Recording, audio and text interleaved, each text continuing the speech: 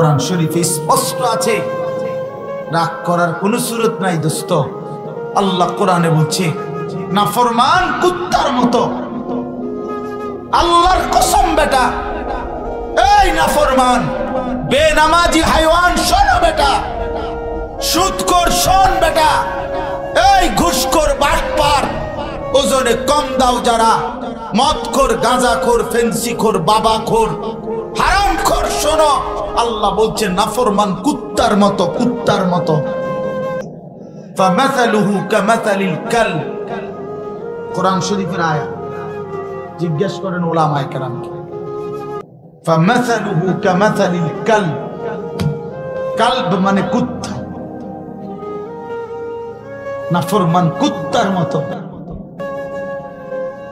In তাহমিল আলাইহি ইয়ালহাস আও তাতরুকহু ইয়ালহাস, আল্লাহ বলে কুত্তার স্বভাব, পাইলো জিহ্বা লম্বা করে, না পাইলেও জিহ্বা লম্বা করে।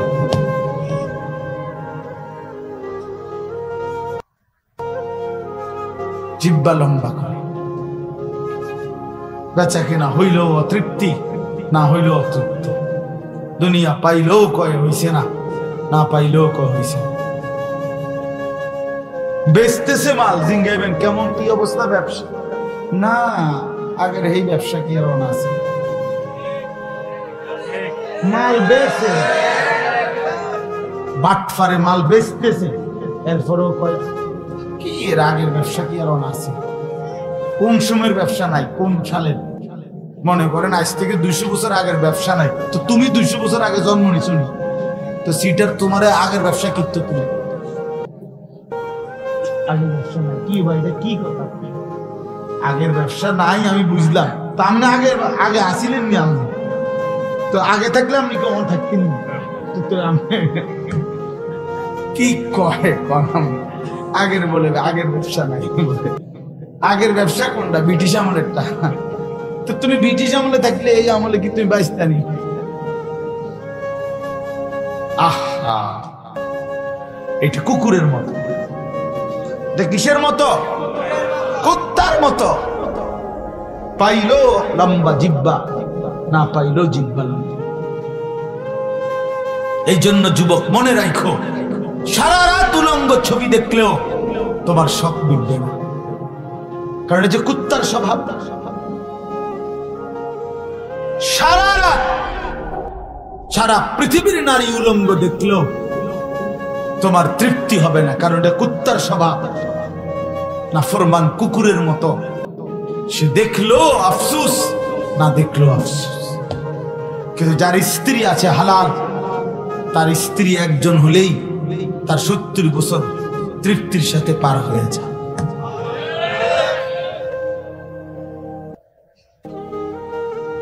এটাই সত্য। মানুষের দিল একসাথে 2 জিনিস ভাবতে পারে না, এটা গবেষকদের কথা, মনোবিজ্ঞানের কথা।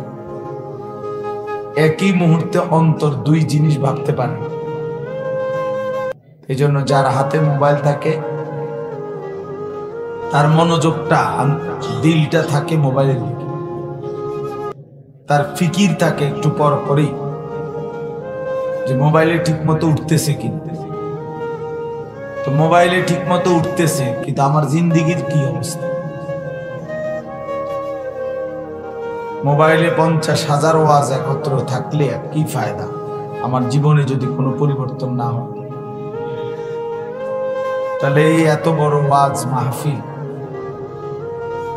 10, 15, 20 জন মানুষ এখান থেকে কুমিল্লা ক্যান্টনমেন্ট আমার মাদ্রাসায় গিয়ে বয়স্ক চাচারা, নওজোয়ান ছেলেরা মহব্বত করে আমগরে দাওয়াত দিছে। তো এরপরে আমরা মহব্বতে আসছি। এখন মাকসাদ কি যে প্রত্যেকে একটা একটা মোবাইল ধরবে আর আমার ওয়াজ মোবাইলে উঠাবার জন্য। এই জন্যই তো আজকের আয়োজন, ঠিক না?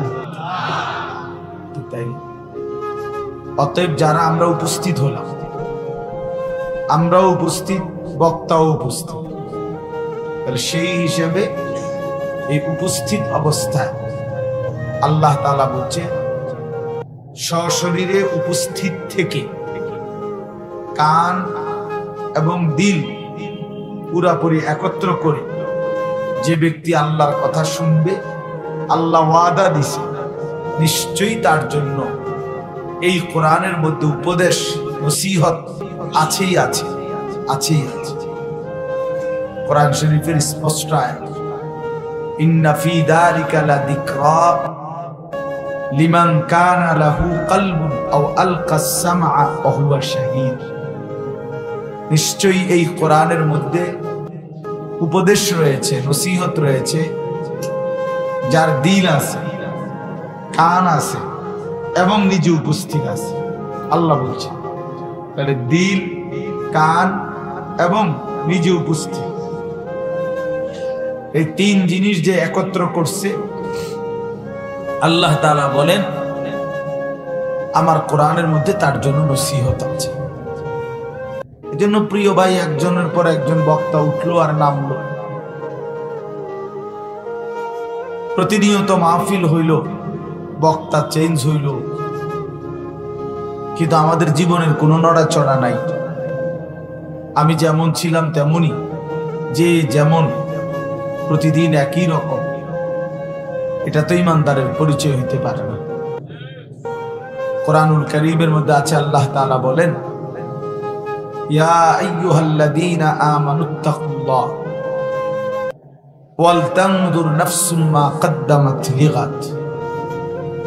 আল্লাহ তাআলা বলেন, হে ঈমানদার মুমিন, আল্লাহকে ভয় করো এবং প্রত্যেকেই আলাদাভাবে লক্ষ্য করো আজকের দুনিয়া থেকে আগামীকালকের আখিরাতের জন্য তুমি কি পাঠিয়েছো। আজ একদিন গেল, তা আখিরাতের পুঁজি কেমন হলো? একটা সপ্তাহ গেল, আখিরাতের জন্য কি হলো? একটা মাস গেল, তো আখিরাতের জন্য কি পাঠাইল? একটা বছর 2024 সাল গেল, তো আখিরাতের জন্য কি পাঠাইল? আল্লাহ তাআলা বলেন হিসাব লাগাও, হিসাব লাগাও। প্রিয় ভাই, তোমরা যারা 2024 সালের এক বছর 365 দিন কোনদিন ফজরের নামাজ যাদের কপালে জুটলো না, কোনদিন ফজরের নামাজের সেজদা দিল না, যে তোমার জীবনের অর্জনটা কি? মুসলমানের ঘরে জন্ম নিয়ে, মুসলমান পরিচয় দিয়ে এক বছর 365 দিন কোনদিন ফজরের নামাজ পড়ে নাই, মুসলমান এত বড় জানোয়ার হয়? মুসলমানের বাচ্চা এত বড় জানোয়ার হইতে পারে? মুসলমান এত বড় হাইওয়ান কিভাবে হয়? এক মুসলমান আল্লাহকে এতদিন ভুলে থাকে? মুসলমান এত বড় নাফরমান হয়? এক বছর প্রতিদিন নাচ গান, প্রতিদিন নাটক সিনেমা, এক বছর প্রতিদিন সুদের ব্যবসা, প্রতিদিন ওজনে কম দেওয়া, প্রতিনিয়ত কাস্টমারের সাথে মিথ্যা বলা, প্রতিনিয়ত হারাম উপার্জনের ধান্দা করা। আস্তাগফিরুল্লাহ। এক মুসলমান কিভাবে হবে? মুসলমান এরকম জানোয়ার হবে কেন? বলো ভাই, বাবারা বলেন। গত এক বছর ধরে টানা প্রতিনিয়ত যারা ওজনে কম দিচ্ছেন, হারাম উপার্জন করছে, এই হারামখোর আপনি কিভাবে দাঁড়াবেন? এই সুদখোর কিভাবে দাঁড়াবে আল্লাহর সামনে? কোরআনুল কারীমের মধ্যে আল্লাহ তাআলা বলেছে, ওয়াইলুল লিল মুতাফফিফিন, যে ওজনে কম দেয় তার জন্য জাহান্নাম। আল্লাযীনা ইযা তালু আলান নাসি ইস্তাওফুন, মানুষ থেকে যখন নেয় তখন পূর্ণ নেয়। ওয়া ইযা কালুহুম আও ওয়াজানুহুম ইউখসিরুন, যখন মানুষকে দেয় তখন কমায় দেয়। আল্লাহ বলেন, হে নাফরমান, ভাবো তো, আলা ইয়াদুন্নু উলাইকা আন্নাহুম মাবউসুন, হাসরের ময়দানে কি দাঁড়াইবা না? আল্লাহ জানতে চাচ্ছে। আল্লাহ নবীজিকে বলছে, বন্ধু বলেন তো, এই নাফরমান পাপীকে বলেন যে, হে পাপী, তুমি কি হাসরের ময়দানে দাঁড়াবা না? আলা ইয়াযুন্নু উলাইকা আন্নাহুম মাবউসুন লিয়াউমিন আযীম। আল্লাহ বলে সে তো বড় ভয়ানক দিন, হাসরের মাঠ তো বড় ভয়ানক দিন। ইয়াউমা ইয়াকুমুন নাসু লিরাব্বিল আলামিন। লক্ষ বছর হাজার বছর ধরে যে মাঠে মানুষগুলো আল্লাহ তাআলার সামনে কেবল দাঁড়িয়েই থাকতে হবে, এক সেকেন্ডের জন্য বসবার নড়াচড়ার কোনো সুযোগ নেই। হাসরের ময়দান কয়দিন আল্লাহই জানে, বাকি একদিনের পরিমাণ হলো আল্লাহ তাআলা নিজে বলছেন মিকদারুহু 50 আলফা সানা, 50,000 বছর। হাসরের ময়দান যদি একদিনে হয়, ধরে নিলাম 50,000 বছর কেমনে দাঁড়াবেন? মাথার উপরে সূর্যটা থাকবে, তো কি পরিমাণ জমিন উত্তপ্ত হবে। এখন এখান থেকে সূর্য এত উপরে থাকার পরও আরব দেশে যে হজ উমরায় আমরা যাই, কি গরম, প্রচন্ড গরম। দোস্ত আমার, বন্ধু আমার, আল্লাহ তাআলা বলছে বান্দা ভেবে দেখো, ওয়ালতানদুর নাফসুম মা কদ্দামাত লিগাদ। ভাবো, ফাওয়ারাব্বিকা লানাসআলান্নাহুম আজমাইন। আল্লাহ বলে কসম করে বলতেছি বান্দা, আমি কিন্তু অবশ্যই তোমাদেরকে জিজ্ঞেস করব, আমি ছেড়ে দেব। সুম্মা লাতুসআলুন্না ইয়াওমাইদিন আনিন নাঈম। আল্লাহ বলেন অবশ্যই তোমাদেরকে হাসরের দিন আমার দেওয়া প্রতিটি নিয়ামত সম্পর্কে জিজ্ঞেস করা হবে। তো আল্লাহ তাআলার দেওয়া নিয়ামত আল্লাহর না, আমার নিজের, এটা আল্লাহর না, এমন কি বলেন না? কথা উত্তর বুঝেন নাই? প্রশ্ন আমার নিজের, এটা আল্লাহর না, এমন কি আছে? এই কায়নাতের কিছু আছে এমন? তো আল্লাহ তাআলা কি পরিমাণ প্রশ্ন করবে তাই? চোখের হিসাব, নাকের হিসাব, কানের হিসাব, নিঃশ্বাসের হিসাব, প্রতিটা লোকমার হিসাব, এক প্রতি ঢোক পানির হিসাব, প্রতিটা হাসি, প্রতিটা কান্না, প্রতিটা নড়াচড়া। وشهد عليهم سمعهم وأبصارهم وجلودهم بما كانوا يعملون। আল্লাহ তাআলা বলে বান্দা, কান, চোখ এবং সারা দেহের চামড়া, মানে সারা দেহের অঙ্গ, আমি আল্লাহ তাআলার সামনে তোমার পুরা জিন্দেগীর কর্মকাণ্ডের বিষয়ে, তোমার যাবতীয় কর্মের ব্যাপারে আমি আল্লাহর সামনে সাক্ষ্য দেব। সারা দেহ, জুলুদুহুম বলছে পুরো চামড়া। তাহলে মানুষের শরীরে চামড়া নাই কোন অংশে? বলে চামড়াবিহীন কোন অংশ? ইন্নাস সামআ ওয়াল বাসারা ওয়াল ফুআদা কুল্লু উলাইকা কানা আনহু মাসউলা। আল্লাহ বলে নিশ্চয়ই কান, চোখ এবং অন্তর, এই সবটাকেই তোমাদের হাসরের ময়দানে জিজ্ঞেস করা হবে। মানুষের অন্তরকেও আল্লাহ জিজ্ঞেস করবে, হে দিল, তোমাকে নিয়ে বান্দা কি কি ভাবছে বলো। কত নারী, কত অসৎ চিন্তা, কত কল্পনা, কত জিনা ব্যভিচারের আকাঙ্ক্ষা, কত হারাম রোজগারের ধান্দা, কি পরিমাণ পরিকল্পনা অসৎ আমাদের দিলের মধ্যে আছে, আমারও আপনারও। এগুলো স্পষ্ট হবে, এইগুলো আল্লাহ তাআলার সামনে প্রকাশিত হবে, হাসরের মাঠে প্রকাশিত হবে। ইয়াউমা তুবলাস সারাইর। আল্লাহ তাআলা বলে সেদিন গোপন বিষয়গুলো প্রকাশিত হবে। ওয়াহুসিলা মা ফিস সুদূর আফালা ইয়ালামু ইযা বু'সিরা মা ফিল কুবুর ওয়াহুসিলা মা ফিস সুদূর। অন্তরের ভিতরের বিষয়গুলো প্রকাশিত হবে। এই জন্য দোস্ত আমার, বন্ধু আমার, হিসাব করা উচিত। আল্লাহর কথা দিল দিয়ে শোনা উচিত, মনোযোগ দিয়ে শোনা উচিত।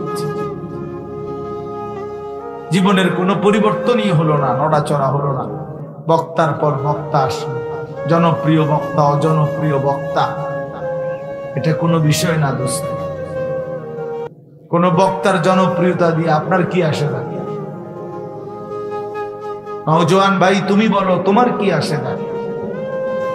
আমি মনে করেন, আমি এখন আমারে মনে করেন 1 কোটি মানুষ চিনি, তা আপনার লাভ কি? আমারে চিনলে আপনার লাভ কি? আমারে সারা বাংলাদেশ চিনলে আপনার ফায়দা কি? আর না চিনলে আপনার লাভ কি? তাহলে আমার পরিচিতি দিয়ে তো আপনার কিচ্ছু আসবে যাবে না। আল্লামা মামুনুল হক সাহেব, তাকে তো সারা পৃথিবী চেনে। এটা আমার ব্যক্তিগত অর্জন। আমি যদি তার কথাগুলো শুনতে পারতাম, অনুসরণ করতে পারতাম, তাইলে না আমার সফলতা। হয়তো ওনার জনপ্রিয়তা দিয়ে আমি কি করব? আমি যদি গ্রহণ না করি। এই জন্য দোস্ত, এটা জরুরি। জনপ্রিয়তা কোনো মূল বিষয় না, খ্যাতি কোনো বিষয় না। এক আদনা হুজুর হোক, আলেমে দ্বীন হোক, ছোট হোক, অখ্যাত হোক, অপরিচিত হোক, এক ছোট্ট কোনার কুড়ে ঘরে এক মসজিদে ইমামতি করুক, কিন্তু তিনি যে আল্লাহর কথা বলে সেটা যদি আমি আমার জন্য গ্রহণ করতে পারি, সেটা লাভ,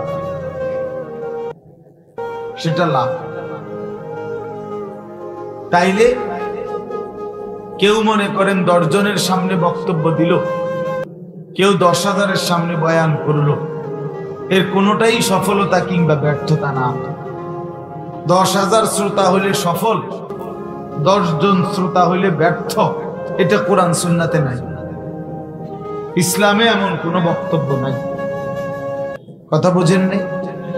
কোরআন শরীফে মোট 25 জন নবীর নাম আছে, নবী রাসূল। কোরআন শরীফে নাম আছে 25 জন। কয়জন? তাহলে নবী রাসূল তো মোট 25 জন, তো বাকিদের নাম কি? পৃথিবীর কোন কিতাবে 5,000, 2,000 আসমানের নিচে জমিনের উপরে কোন কিতাবে নাম নাই, কোথাও নাই। অন্যান্য সমস্ত কিতাব খুঁজলে আরো 20-50 জন নবীর নাম হয়তো পাওয়া যাবে, শতখানিকের নাম মিলাইতে কষ্ট হয়ে যাবে। তো 1.25 লক্ষ নবী, 1.25 লক্ষ, 1 লক্ষ বা 2,25,000 নবী, তো ওনাদের নাম কই? ওনাদের নাম তো পৃথিবীর কেউ জানে না, কোন কিতাবে নাই, তো ওনারা ব্যর্থ। আমাদের প্রিয় নবী সাল্লাল্লাহু আলাইহি ওয়াসাল্লাম তিনি যখন বিদায় হজ্জে ভাষণ দিছেন ইন্তেকালের পূর্বের বছর, তখন আরাফাতের ময়দানে নবীজির সামনে 1.25 লক্ষ সাহাবী ছিল। তাহলে এই লক্ষের চাইতে বেশি সাহাবী তখন শুধু হজেই ছিল, বাড়িঘরে আরো ছিল না, নাকি একেবারে সব জিরো সাইজ সবাই বসছে? তো বাড়িঘরেও তো আরো ছিল, সেগুলো বাদে দিলাম।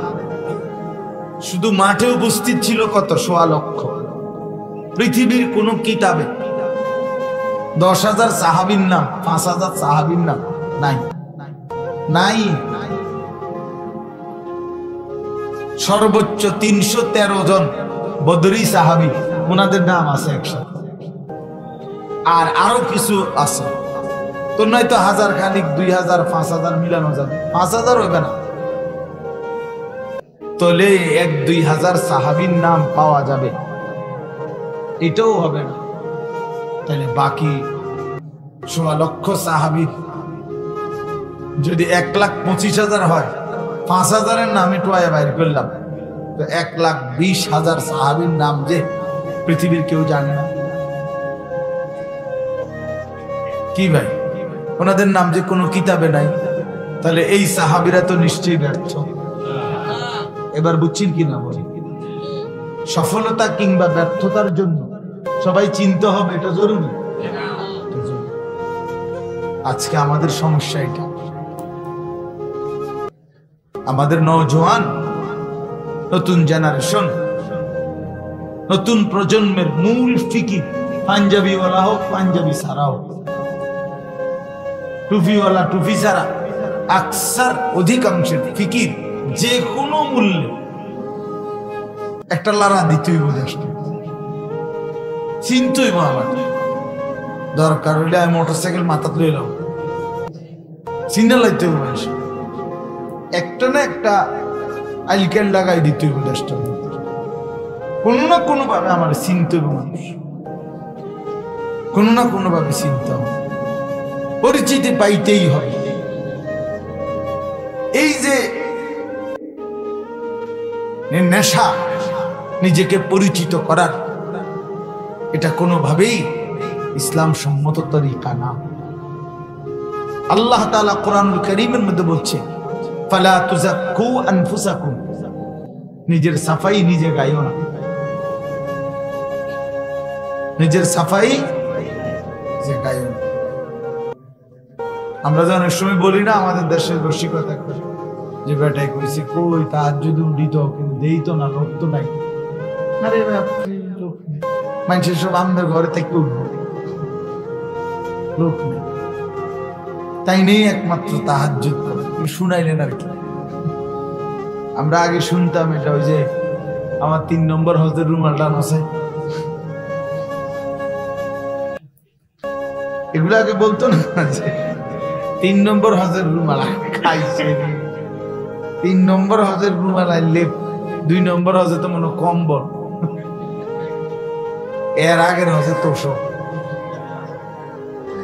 তাইলে এগুলো তো বিষয় না। এই জন্য বাপ আমার বলার উদ্দেশ্য হলো, জনপ্রিয়তা কোনো বিষয় না। নিজ মহল্লার ইমাম, নিজ এলাকার আলেম দ্বীন, ওনাদের কথাও যদি বাস্তবতা হলে, এক হইল মানুষ জমা, এমন বক্তা টোয়া বাইর করতে যাতে মানুষ হয়। এবারে ওয়াজ কি হয়েছে, কদ্দুর লাভ হয়েছে লস হয়েছে, এটা বড় বিষয়, মানুষ হইতে না দোস্ত। এইটার প্রতি আগ্রহী কম হওয়া উচিত, বরঞ্চ পরিবর্তন হইতে হবে। কি হইতে হবে? পরিবর্তন। উম্মতের কলিজার মধ্যে আল্লাহর বুঝ, আল্লাহর দ্বীনের বুঝ আসতে হবে, দিল নড়তে হবে, আখিরাতের ফিকির আসতে হবে। আখিরাতের ফিকির হতে হতে হোক সে ছোট্ট হুজুর, অখ্যাত হোক, অপরিচিত হোক। এই জন্য আপনারা, আমার প্রথম অনুরোধ, নওজোয়ান ছেলে তোমাদেরকেও বলি, বাবাদেরকেও বলি, নিজ নিজ মহল্লার আলেমদেরকে, ইমাম সাহেবদেরকে কদর করা দরকার, তাইলে আখিরাত মিলবে।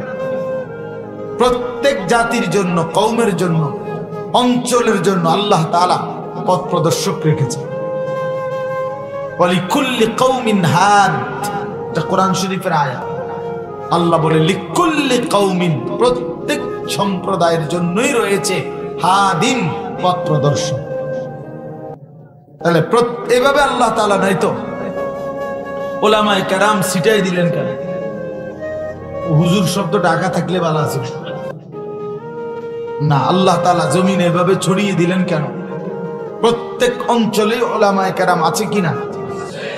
আল্লাহ তাআলার কুদরতি বন্টন, আল্লাহ তাআলার কুদরতি ভাবে এটা বন্টন, আল্লাহ তাআলা বন্টন করেন। কোরআন শরীফে আছে, সুম্মা আওরাসনাল কিতাব আল্লাযীনা আসতাফাইনা মিন ইবাদিনা, আমার কোটি কোটি বান্দার মধ্য থেকে কোরআনের উত্তরাধিকার আমি আল্লাহ বাছাই করে দেই। কোরআনের ওয়ারিস, ইলমের ওয়ারিস আমি আল্লাহ বাছাই করি, আমি বাছাই করি। কোথায় কে হবে, কতটুকু, এটা আল্লাহ তাআলা বন্টন করে, আল্লাহ বাছাই করে দেয়। এই জন্য আমাদের পরিবর্তন দরকার, পরিবর্তন দরকার, নিজের জিন্দেগি সুন্দর করা দরকার। আজকে সব অধিকাংশ নতুন জেনারেশন ছেলেরা তোমরা আত্মকেন্দ্রিক বেশি। একটা মোবাইলের কাছে তুমি তোমার জীবন উৎসর্গ করে দিছো। তোমার জীবনের হাসি, কান্না, আনন্দ, বেদনা তোমার জীবনের সমস্ত চাওয়া পাওয়া, ভালোবাসা, আবেগ, অনুভূতি, চিন্তা, ফিকির, বুদ্ধি, পরামর্শ সবকিছু একটা মোবাইল কেন্দ্র। এই মোবাইল দেখে হাসে, মোবাইলে কান্দে, মোবাইলেই কথা বলে, মোবাইলেই সুখ দুঃখ লেনদেন করে, মোবাইলের মাধ্যমেই জীবনের সমস্ত আয়োজন। তাইলে এই পৃথিবীর বাকি মানুষগুলোর কি দরকার ছিল? তুমি একটা মোবাইল নিয়ে আফ্রিকার জঙ্গলে চলে যাও। তাইলে এই বর্ণাঢ্য পৃথিবীর দরকার কি বাপ? ইনসাফের সাথে ভাবা দরকার, ইনসাফের সাথে ভাবা দরকার। আমাদের শেষ পর্যন্ত আমরা কোথায় গিয়ে থামবো? আমাদের আজকের ছেলেরা যেভাবে প্রত্যেকে হাতে হাতে যেভাবে বাপ একটা একটা মোবাইল তুলে নিছ, প্রত্যেকেই কিশোর, তরুণ, নওজোয়ান, এটার শেষ কোথায়? একদিন দেখবা এই প্রযুক্তি নাই, সেদিন তোমার জীবনটা হয়ে যাবে বিষের মতো। কারণ তুমি তো কর্মহীন অপদার্থ, তোমার জীবনে তো তুমি মেহনত পরিশ্রম কিছু বুঝো না, তুমি বুঝছো তো শুধু অলস এক মোবাইল জিন্দেগি।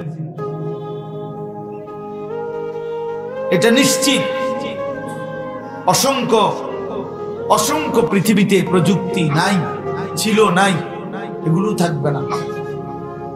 এই ফেসবুক থাকবে না, ইউটিউব থাকবে না দোস্ত। এ তো আসমান থেকে আসে নাই, আসমান থেকে আসছে, তাইলে এগুলো থাকবে না। ছোটবেলায় টেলিগ্রাফ আমি দেখছি, টেলিগ্রাফে খবর, ছোট কাগজ আসতো, ডাক পিয়নের চিঠি, এ তো আমরাই ব্যবহার করছি, চিঠি অ্যাভেলেবেল লিখছি আমরা, বাড়িতে চিঠি পাঠাইছি, আব্বা চিঠি পাঠাইছে, অথবা ওই যে মানি অর্ডারের কাগজটা তলে নিচে দিয়ে একটু লিখে দিছে, টাকা 1000 পাঠাইলাম, পাইয়া জানাইও। মানি অর্ডার করতে যে টাকা একটা নিচে ছোট্ট দূর লিখে দিত আব্বা, এতটুকু মনে আছে আমাদের। টেলিফোন, টিন ব্যাপক ব্যবহার, এগুলো দেখছি আমরা। ফিতাওয়ালা ক্যাসেট কই এখন? কই আমরা দেখছি না ফিতাওয়ালা ক্যাসেট? কই এখন নাই। হ্যাঁ, সিডি, ওই যে চ্যাপ্টা চ্যাপ্টা ক্যাসেট, চওড়া পাতলা, এগুলো ছিল না সামনে, এগুলো কই বলো ভাই? তাহলে এই যে আমার এই ছোট্ট হায়াতে এগুলো দেখছি আমি, এখন নাই। তাহলে আমার বয়স তো 230। হ্যাঁ, কত তাহলে? কত আপনি কোন? নাহলে 218, কত? 60-65, ওই যে উনি করছে। তাহলে উনি আর আমি একই ইয়ারে এসএসসি। 43 বছর শেষ হয়ে আমার বয়স 44। 1981 সনে অক্টোবর মাসে আমার জন্ম। 1998 সালে দাখিল এসএসসি, 98 সালে দাখিল পাস করছি, এসএসসি পাস করছি। তাইলে আমার বয়স 43 বছর গেল মাত্র। তাহলে 8-10 বছরের ছোট্ট বয়সটা বাদ দেন, তাহলে 30 বছর আগেই তো আমি দেখছি। 30 বছরের ব্যবধানে এতগুলো প্রযুক্তি পৃথিবী থেকে হারায় গেছে। তাহলে আগামী 30 বছরের পরে এখনকার অসংখ্য প্রযুক্তি পৃথিবী থেকে হারায় যাবে। এই কথা বন্ধু ইনসাফের সাথে ভাইব। জীবনটা শুধুই কেবল 18,000 টাকার একটা মোবাইলের উপরে জীবনটা ছেড়ে দিও না। এমন সুন্দর জীবন আল্লাহ তাআলা এই মাত্র 20,000 টাকার কাছে যদি হেরে যায়, একজন মুসলমান এত অপদার্থ না। মুসলমান অনেক দামি, যাকে আল্লাহ ঈমান দিয়েছেন তাকে সবচেয়ে বড় নিয়ামত দিয়েছেন। ঈমানদার যাকে বানিয়েছিলেন তাকে আল্লাহ তাআলা এতটা ফালতু কাজের জন্য আল্লাহ বানায়নি, এত ফালতু কাজের জন্য। প্রিয় ভাই, মুসলমানের ঘরে জন্ম দিয়ে তোমারে আল্লাহর কসম, মহান আল্লাহ দয়া করে মুসলমানের ঘরে জন্ম দিয়েছে। কেন আমার মা মুসলমান, কেন তার মা মুসলমান না? ওই মায়ের কোনো ব্যর্থতা নাই, এই মায়ের কোনো সফলতা নাই, সব আল্লাহর ইচ্ছা। আমি কেন মুসলমানের ঘরে জন্ম নিলাম? আল্লাহর ইচ্ছা। আল্লাহ আমাকে পছন্দ করে মায়া করে ইমানদারের ঘরে জন্ম দিয়েছে, এতটা দামি কালেমা দিয়েছে, এতটা দামি কোরআন দিয়েছে, এতটা দামি রসুল দিয়েছে। লাকাদ মান্নাল্লাহু আলাল মুমিনিনা ইদ বাআসা ফীহিম রাসূলাম মিন আনফুসিহিম। আল্লাহ বলে, মুমিনরা, পৃথিবী ভরা নিয়ামত, ভাত মাছ চাল ডাল, আসমান জমিন, চন্দ্র সূর্য গ্রহ নক্ষত্র আলো বাতাস, এগুলো তো আমি সবাইকে দিছি বান্দা। কাফের বেঈমান হিন্দু বৌদ্ধ মুশরিক জন্তু জানোয়ার সকলকে এই নিয়ামতগুলো দিয়েছি বান্দা, কিন্তু তোমরা আমার মুমিন বান্দা, আমি তোমাদের জন্য আলাদা কি দিলাম? আল্লাহ বলেন, আমার ইমানদার বান্দা, আমার কলজার টুকরা, আমার রাসূল, আমার আখিরি বন্ধু, আমার নবী, আমার বন্ধু মুহাম্মদ সাল্লাল্লাহু আলাইহি সাল্লাম, তাকে তোমাদের জন্য দিয়ে দিলাম। আমি বন্ধু দিলাম তোমাকে, বন্ধু, আমার কলজার টুকরাটা দিলাম, কারণ আমি তোমাকে জান্নাত দিতে চাই। মুমিন, তোমার আমি দুনিয়ায় থাকার জন্য বানাই নাই। আরে বান্দা, তোমার ঈমান দিছি আমি শুধু সোফা বানানোর জন্য না, জান্নাতে যাওয়ার জন্য। এক সেট সোফা, 4টা খাট, আর একটা বিল্ডিং এর ঘর, 4টা রুম, 2টা বাথরুম, আর কয়েকটা কাচের প্লেট, লবণের বাটি, 2টা আলমারি। এই এতটুকু জীবনটা শেষ করে দেওয়ার জন্য মুসলমান আমাকে বানায়। এত এত কম দাম, 50 লাখ টাকার মাল হবে না। এক বড় লোকের ঘরে কয় টাকার মাল আমরা জানি না, নাহলে 1 কোটি টাকার মাল, নয়তো 2 কোটি টাকার মাল। 60 বছরের হায়াত আল্লাহ তাআলা এই শুধু এই কয়টা টাকার জন্যই দিছে। এই জীবনের অর্জন 60 বছর পরে আপনি দেখাইলেন এই যে এক সেট সোফা, একটা ডাইনিং টেবিল, 6টা চেয়ার, 4টা খাট, 2টা আলমারি, হ্যাঁ, ফ্রিজ একটা, এরপরে দেয়া কিছু কাচের প্লেট, লবণের বাটি, টয়লেট, বাথরুম, 4টা রুম, দরজার পর্দা, জানালার পর্দা, বালিশ, লেফ, তোষক, কম্বল, লোডা বদনা। আর কি বাবা, না ইনসাফ করে বলেন। আর খানা কি? আহামরি কি খাচ্ছেন? কি খাইছেন? সামান্য ফাঙ্গাস, তেলাপিয়া, ধনিয়া পাতা, কাঁচামরিচ, খিরা, টমেটো, এই জাতীয় একেবারে মামুলি খাবার। আহামরি কি আমরা খাইয়া লাইলাম? তাহলে কি দুনিয়া ভোগ করলেন, কি সামানা সংগ্রহ করলেন, এত লম্বা 60 বছর শেষ করে দিলেন? কি ভাইয়া, এত লম্বা হায়াত এই শুধু এটুকুতে শেষ করে দিল? প্রিয় ভাই আমার, এই জন্য বলছি যুবক, 365 দিনে একদিনও ফজরের নামাজ পড়তে পারলা না, তোমার মতো জানোয়ার কেমনে এই পৃথিবীতে বাইচা রইল? আমি তো তোমারে মানুষ মনে করি না, আমি তো তোমারে মানুষ মনে করি না, আমি তো তোমারে মানুষ মনে করি না। তুমি জানোয়ার না তো কে জানোয়ার?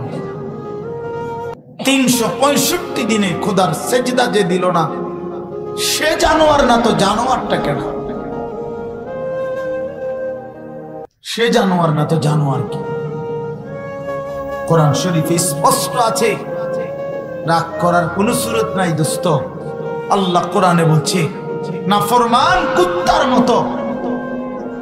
আল্লাহর কসম বেটা, এই নাফরমান বেনামাজি হাইওয়ান, শোনো বেটা, সুদখোর শোন বেটা, এই ঘুষখোর বাটপার, ওজনে কম দাও যারা, মদখোর, গাঁজাখোর, ফেন্সিখোর, বাবাখোর, হারামখোর, শোনো, আল্লাহ বলছে নাফরমান কুত্তার মতো, কুত্তার মতো। ফামাসালুহু কামাসালিল কালব, কোরআন শরীফের আয়াত। জিজ্ঞেস করেন উলামায়ে কেরামকে, ফামাসালুহু কামাসালিল কালব, কালব মানে কুত্তা। নাফরমান কুত্তার মতো। ইন তাহমিল আলাইহি ইয়ালহাস আও তাতরুকহু ইয়ালহাস, আল্লাহ বলে কুত্তার স্বভাব, পাইলেও জিহ্বা লম্বা করে, না পাইলেও জিহ্বা লম্বা করে।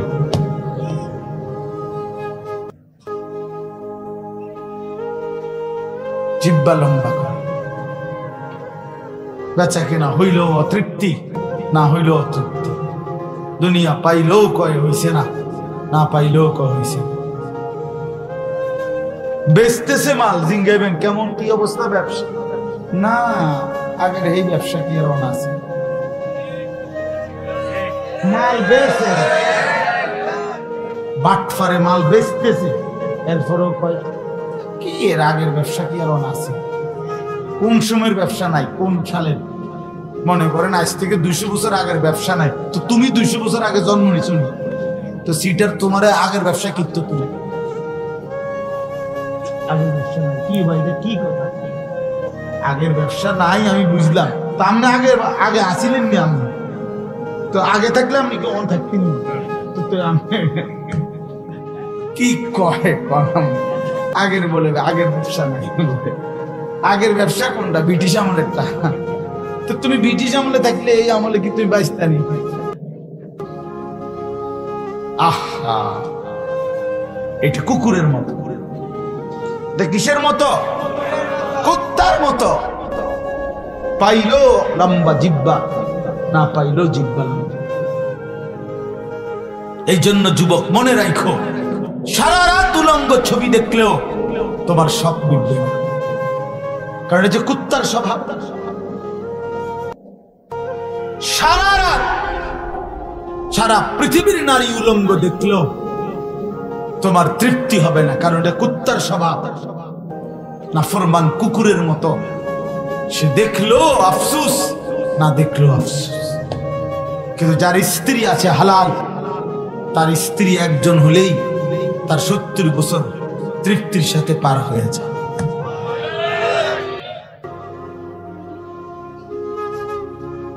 এটাই সত্য। এক সাগর মদ নেশা করে পান করলেও তার তৃপ্তি হয় না, এক গ্লাস পবিত্র পানি পান করলে তৃষ্ণার্ত ব্যক্তি তৃপ্ত হয়ে যায়।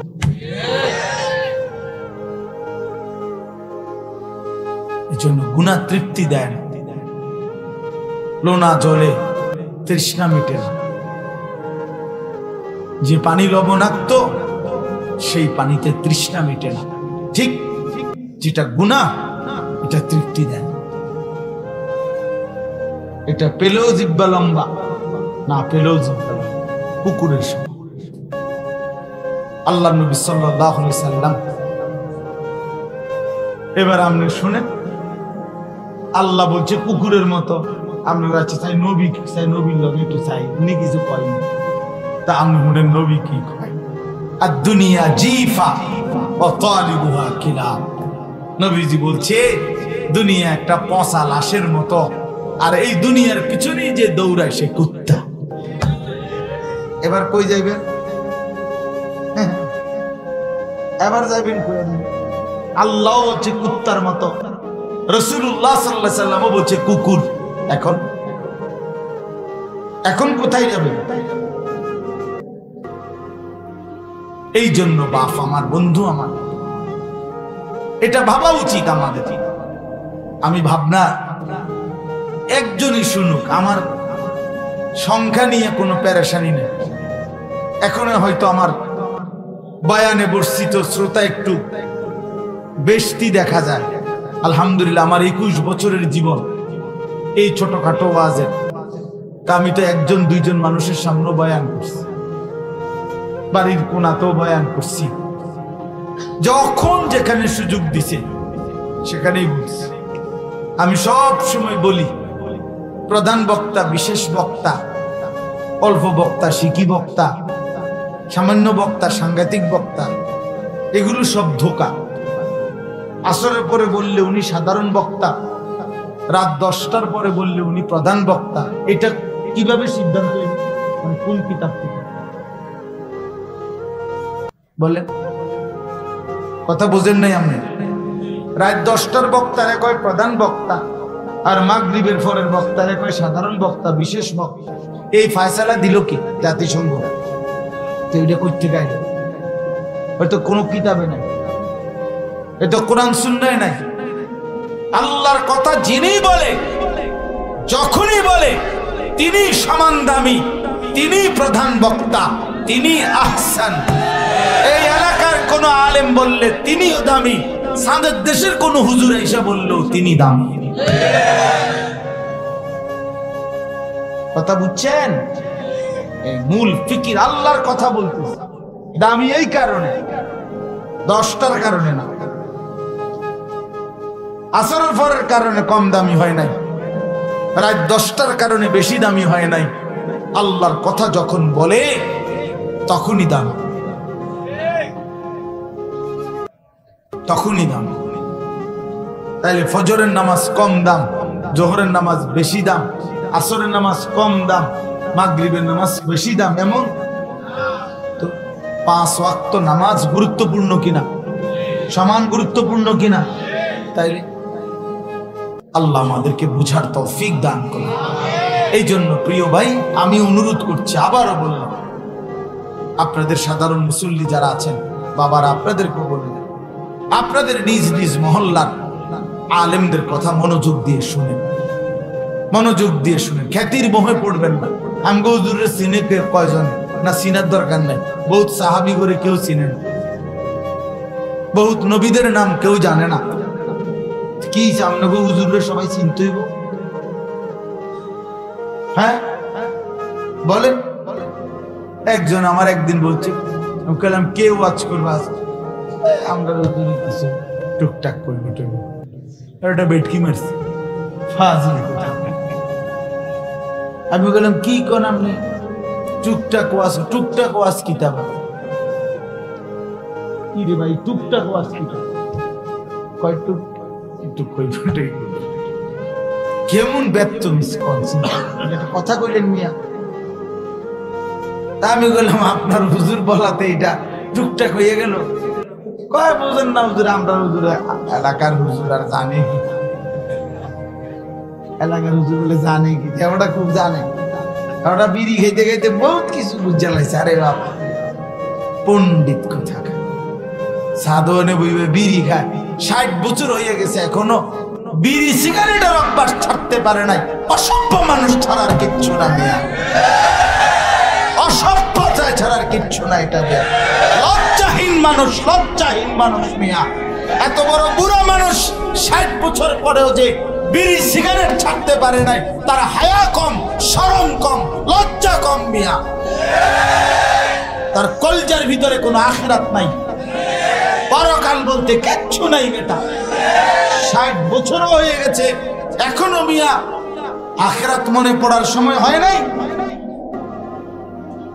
খামখেয়ালি 60 বছরও বেড়ি দেখা, টেলিভিশন দেখা, চা দোকানে গপ মারার বদভ্যাস যায় নাই। মরবেন কোন দিন? কবরে যাবেন কোন দিন? কি ঘটনা কি তা? আপনি কি 600 বছরের হায়াত নিয়ে আসছেন? তাই বলেন, ইনসাফের কথা বলেন, না তো প্রতিবাদ করেন। এটা অন্যায় না? 60 বছরও কি আখিরাতের কথা মনে করার সময় হয় নাই?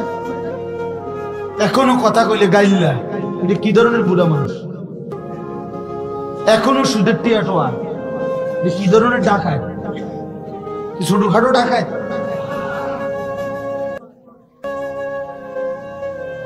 আপনি বলেন, যে 60 বছরও নাটক দেখে, সিনেমা দেখে, নর্তকীর নাচ দেখে, টেলিভিশন দেখে, উনি দেখা শুরু করছে যে কয় বছর? যদি 15 বছর থেকে শুরু করে থাকে 60 পর্যন্ত, আজ কয় বছর? হ্যাঁ, তাহলে যেই ছেলেটার বয়স এখন 25, তো সে আজকে গুনার বয়স কত? 45। কথা বলেন, ইনসাফের কথা বলেন। যে ছেলের বয়স 25, তার গুনার বয়স কত? 45।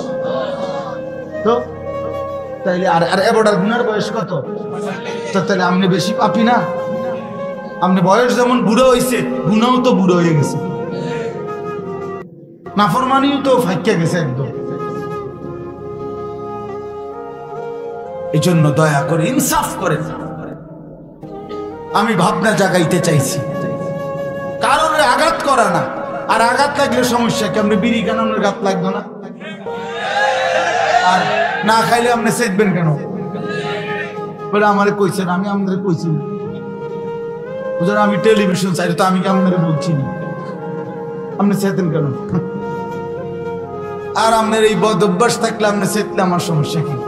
আপনি আমার লোকের চেতটা বলেন, জিদ করেন, জিদ করে বেড়া হুজুর বেড়া আমরা এলাকাতে এত বড় শর্মের বেজ্জিতি কথা কইলা, যা বেটা খাইলাম না এমন বিড়ি না।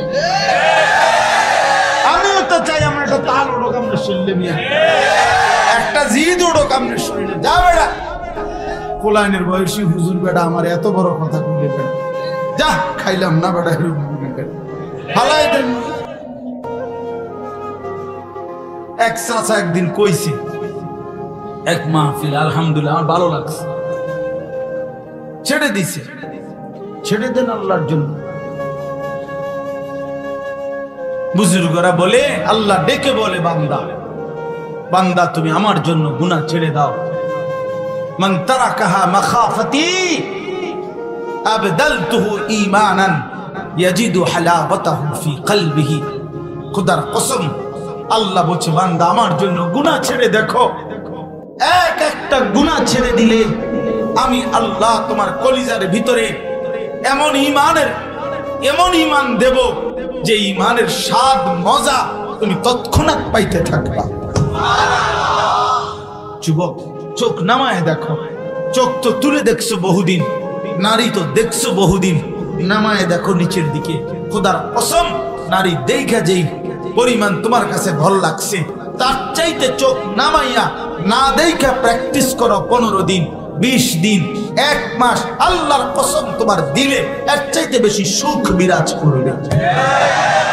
সেজদা দাও নাই অনেক দিন, এবার দিয়ে দেখো, তার চাইতে বেশি স্বাদ পাইবে। আল্লাহর জন্য গুনাহ ছেড়ে দাও, আল্লাহর জন্য গুনাহ ছেড়ে দাও। আল্লাহ বলছে বান্দা আমার জন্য গুনাহ ছেড়ে দিও, আমি তোমার ঈমানের স্বাদ দিয়ে দেব, ঈমানের মজা দিয়ে দেব, ঈমানের মজা দিয়ে দেব। আল্লাহ আমাদেরকে তৌফিক দান করেন। নিয়ত করতে পারি না বাস, হিম্মত করি। হিম্মত না করলে হবে কেমন?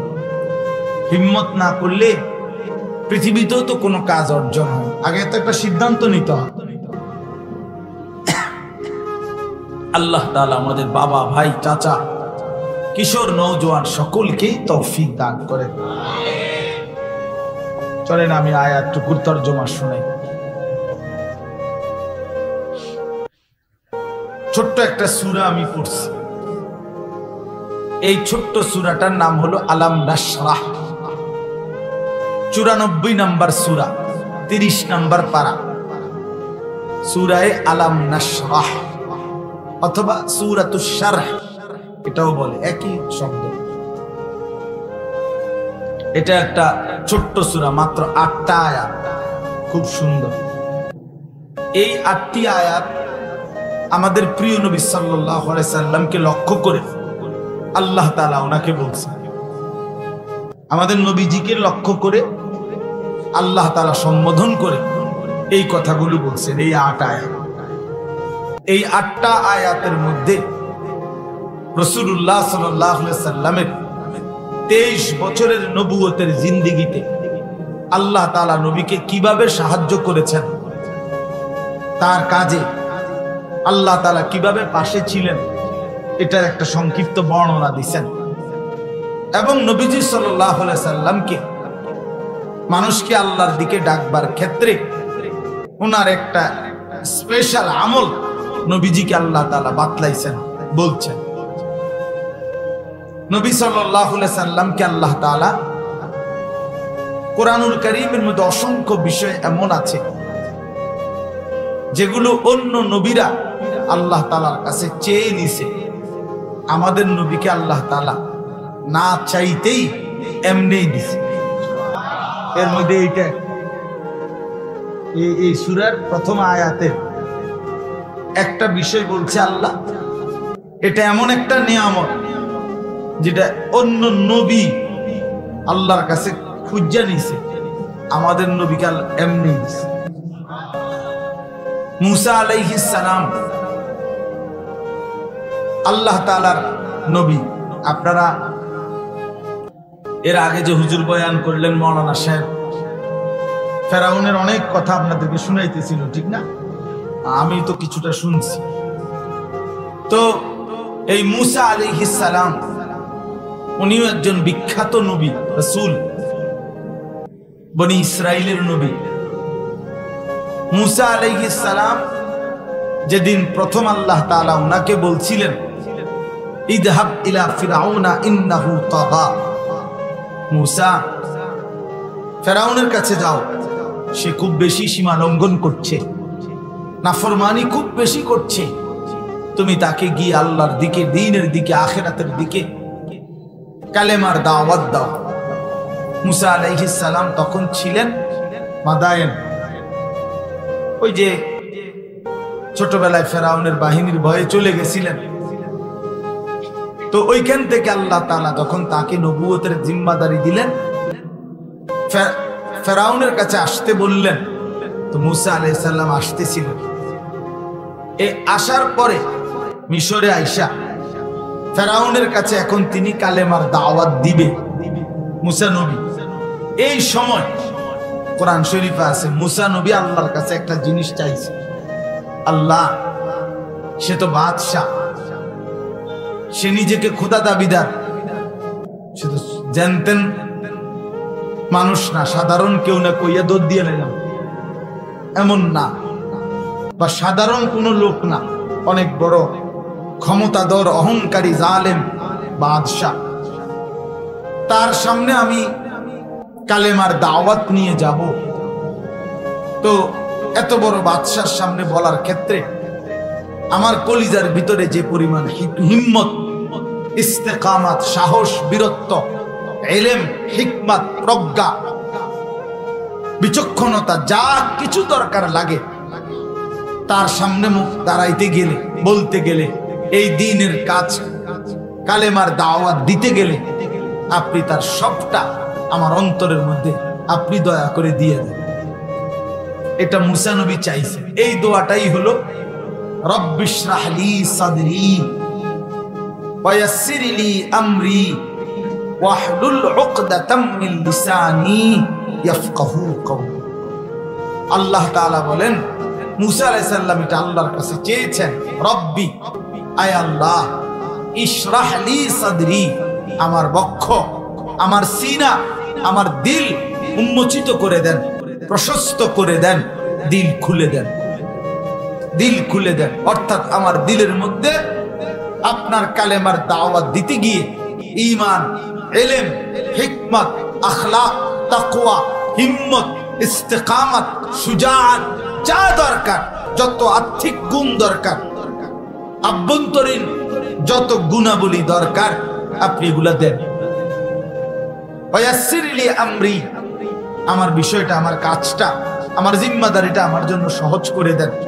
আমার জবানে আরো স্পষ্টতা, আমি যেন আপনার বান্দাদেরকে বুঝাইতে পারি এমন যোগ্যতা দেন। তো প্রথম কথাটা যেটা রব্বিশরাহ লি সাদরি, এই নিয়ামতটার নাম হলো শারহে সদর।